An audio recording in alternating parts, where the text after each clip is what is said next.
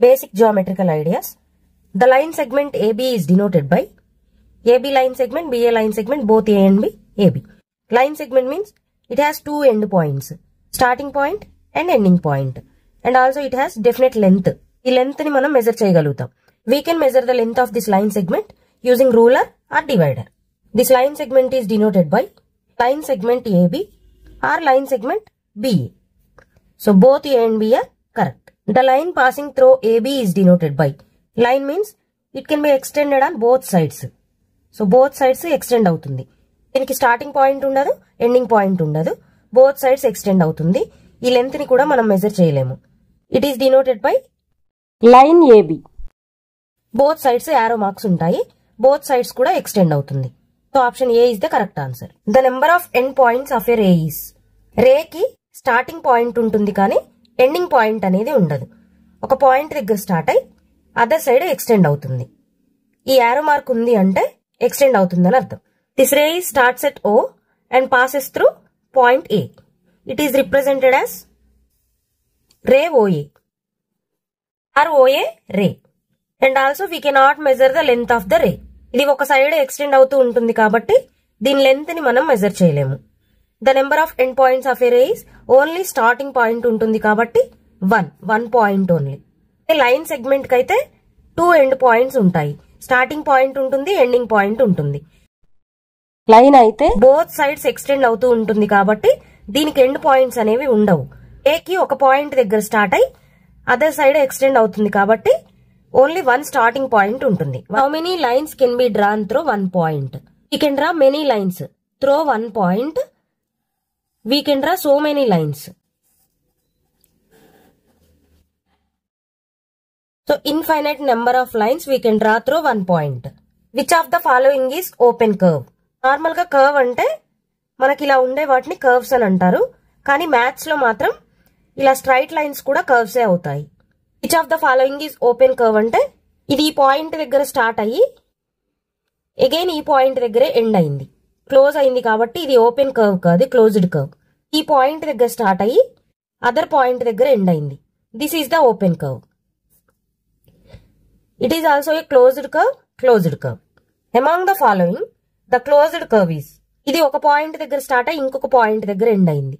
ఇది open curve అవుతుంది. Open curve. This is the closed curve. This is also a open curve. Which of the following are simple closed curves? Simple closed curves అంటే closed curves and also do not intersect itself. ఇలా ఒకదానికొకటి intersect అవ్వకుండా ఉంటే వాటిని simple closed curves అంటారు.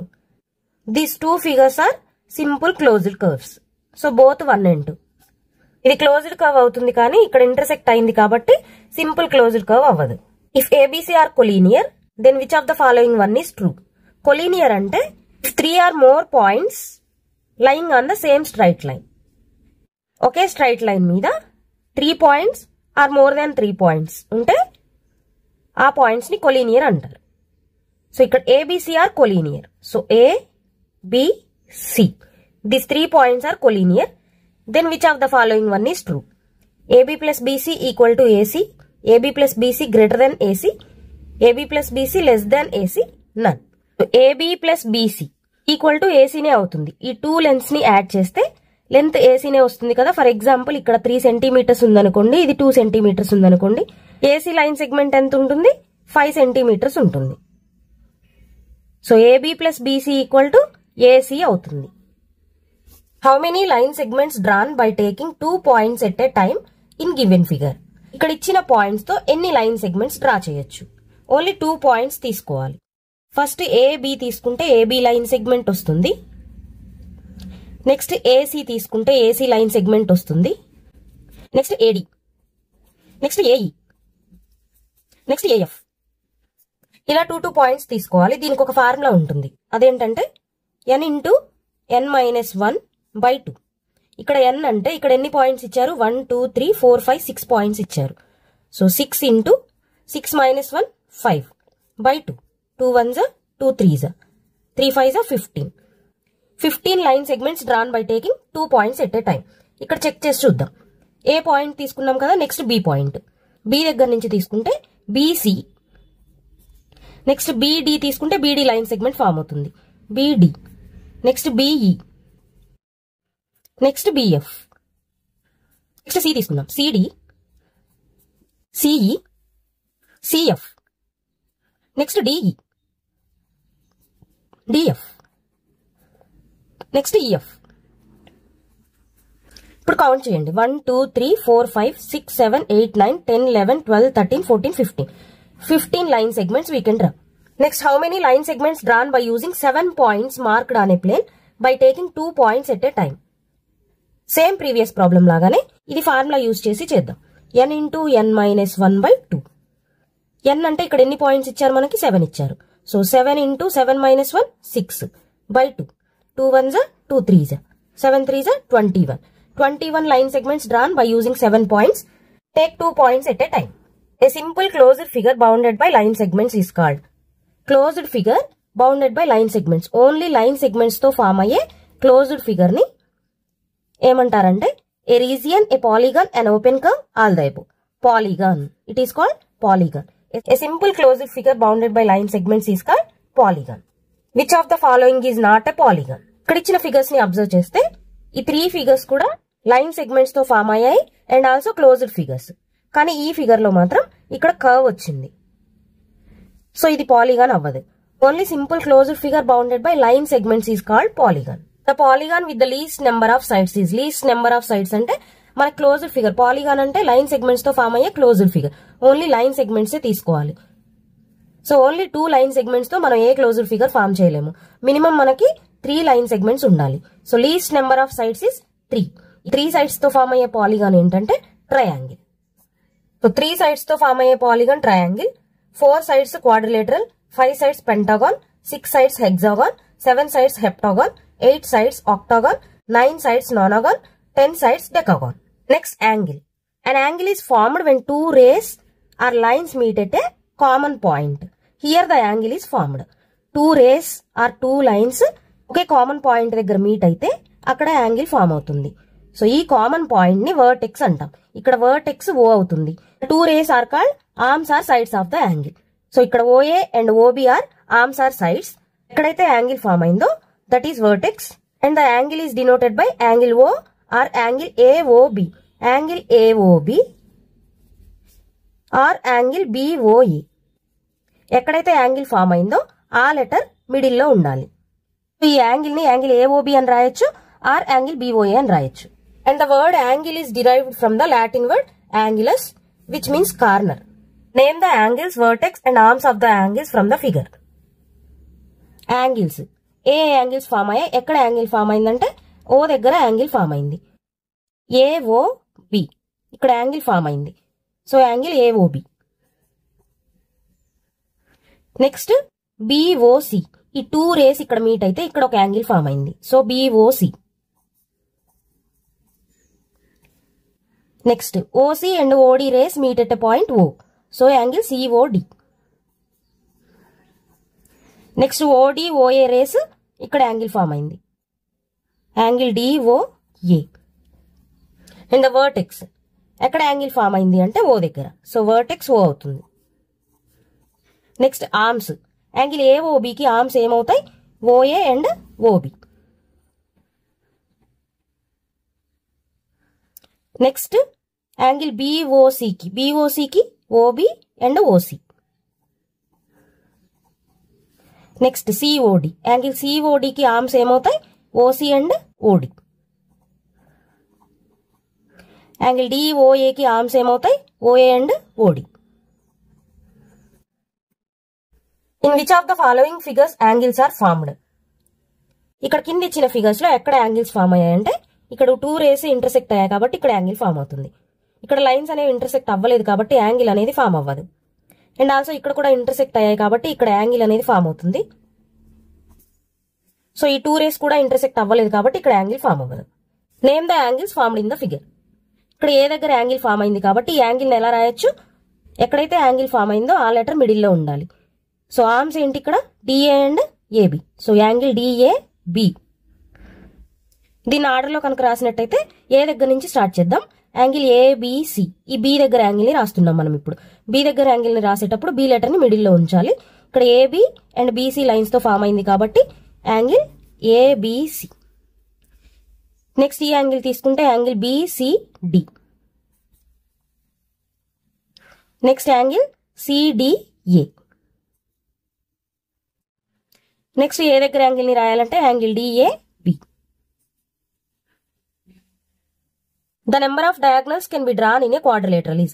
Quadrilateral అంటే 4 line segments తో form అయ్యే ఫిగర్ ని క్వాడ్రిలేటరల్ అంటారు. ఇందులో డయాగనల్స్ అంటే ఆపోజిట్ వర్టిసెస్ ని జాయిన్ చేసే లైన్ సెగ్మెంట్స్ ని డయాగనల్స్ అంటారు. సో ఇక్కడ డయాగనల్స్ ఏమవుతాయి? AC and BD are diagonals. 2 diagonals are formed. In this quadrilateral opposite side to AB. ఏబికి ఆపోజిట్ సైడ్. ఆపోజిట్ సైడ్ అంటే ఏబికి ఆపోజిట్ సైడ్ సిడి. బీసీ. బీసీకి opposite side AD. Next CD. సిడికి opposite side AB. Next AD. ఏడికి opposite side BC. So side కి opposite లో ఉన్నది opposite side అవుతుంది. Next adjacent sides of AB. Adjacent sides అంటే పక్కనే ఉన్న సైడ్స్. ఆపోజిట్ అంటేనేమో దీనికి సంబంధం లేకుండా ఆపోజిట్ గా ఉన్న సైడ్స్ రాయాలి. అడ్జసెంట్ సైడ్స్ అంటే ఈ సైడ్ కి పక్కనే ఉన్న సైడ్స్, అంటే ఏబికి టచ్ అయి ఉన్న sides BC and AD. Next BC. బీసీకి అడ్జసెంట్ సైడ్స్ ఏమవుతాయి? దీనికి టచ్ అయి ఉన్న sides AB and CD. Next CD. సిడికి adjacent sides BC and AD. Next AD. ఏడికి adjacent sides AB and DC. Next opposite angles are. Opposite angles అంటే A and C. A కి opposite angle C and B కి opposite angle D. So opposite angles are A and C, B and D. Next adjacent angles of. Adjacent angles అంటే పక్కనే ఉన్న angles. So A కి adjacent angle B and D. A కి opposite angle ఏమవుతుంది? Opposite గా ఉన్న angle C అవుతుంది. Adjacent angle అంటే పక్కనే ఉన్న angles angle B and angle D. Angle B. బికి అడ్జసెంట్ యాంగిల్స్ ఏమవుతాయి? బికి పక్కనే ఉన్న angles A and C. Angle A and angle C. బికి ఆపోజిట్ యాంగిల్ అంటే ఆపోజిట్ గా ఉన్నది, అంటే దీనికి సంబంధం లేకుండా ఉన్నది డి అవుతుంది. నెక్స్ట్ యాంగిల్ సికి అడ్జసెంట్ యాంగిల్స్. సికి adjacent angles D and B. Next D. డికి adjacent angles A and C. Next name the points marked in the figure. Interior points. Interior point అంటే ఇన్సైడ్ ద ఫిగర్. ఇన్సైడ్ ఉన్న points ని interior points అంటారు. So S and R. Next on the boundary. On the boundary అంటే ఈ boundary మీద ఉన్న points ఏమేమి ఉన్నాయి? Point A, B, C, D and also ఈ. Next exterior. ఎక్స్టీరియర్ అంటే outside of the figure. దీనికి అవుట్ సైడ్ లో ఉన్న points P, T, Q. Next circle. The point in the middle is center. This point is center. The distance around the circle. The distance around the circle is circumference. That is perimeter. చుట్టుకొలత. The distance around the circle is circumference. Next, distance from the center to any point on the circle is radius. Any point on the circle. This is also a radius. This is also a radius. So, distance from center to any point on the circle is radius. It is denoted by R. Here OA, OB and OC are radius of the circle. Next, a line segment joining any 2 points on the circle. Line segment joining any 2 points on the circle is called chord.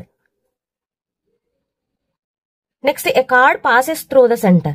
A chord passes through the center is called diameter. So, radius R. Diameter is longest chord of the circle. And also diameter is twice the radius. 2 radius. So, D is equal to 2R. Diameter is twice the radius. Next, the part of the circle between 2 points. Part of the circle between 2 points. Part of the circle between 2 points is called arc. It is denoted by CD arc. Region enclosed by an arc and 2 radius. These 2 are radius This is arc. Region enclosed by an arc and 2 radius is called sector of the circle. And this is the arc. 2 points joining line segment is called the region enclosed by arc and a chord is called segment. Arc and 2 radius is sector. Chord and arc is segment. So this is the minor sector, minor.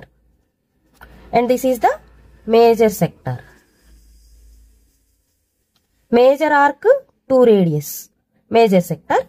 Minor arc 2 radius, minor sector. And minor arc and a chord, minor segment.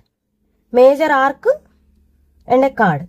This is major segment. And also region enclosed by an arc and a diameter is called semicircle. Diameter and an arc is called semicircle. Semicircle. And also it is called half circle. The region enclosed by a minor arc and a chord is called minor arc. Minor arc and chord is called minor segment. Next, the perimeter of the circle whose radius is r. Perimeter of the circle. That means circumference of a circle. The radius is r. Is 2 pi r. So to find the circumference of a circle, the formula is 2 pi r. A simple closed curve having an each point on the boundary at an equal distance from the center is called. From the center, a simple closed curve having an each point on the boundary at an equal distance from the center is called circle. The length from the center of the circle to any point on the circle is called. The length from the center to any point on the circle is called radius. Center to any point on the circle is called radius.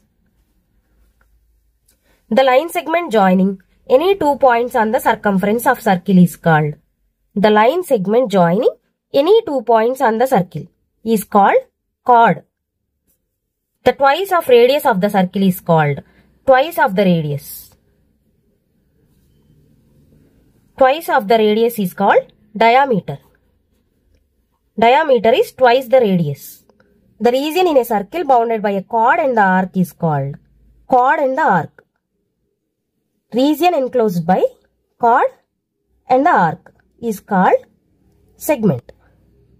Segment of the circle. Which of the following are not true?